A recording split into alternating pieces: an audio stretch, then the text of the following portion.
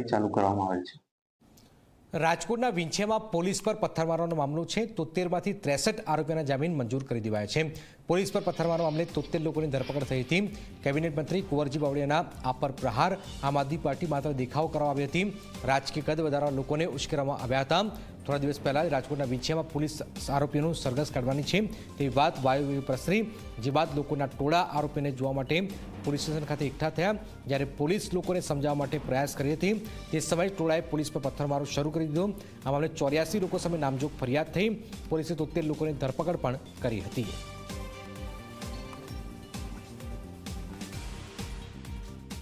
થોરિયાળીના બનાવના અનુસંધાને વિંછિયા ખાતે જે પોલીસ અને તેની જનતા વચ્ચે જે કંઈ આમ જનતા સાથેનો પથ્થરમારો વગેરે જે કંઈ માથાકૂટ થઈ હતી એના અનુસંધાને જે તે વખતે લગભગ 84 જેવાની સામે એફઆઈઆર થઈ હતી।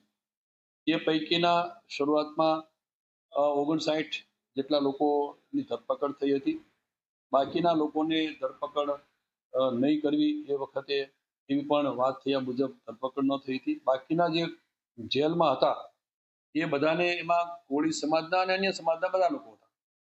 એમાં સારા વકીલ રાખીને દલીલ કરાવીને આજે આ 63ને એને જામીન મુક્ત જેલ મુક્ત થાય માટેનું જામીન મળ્યા છે।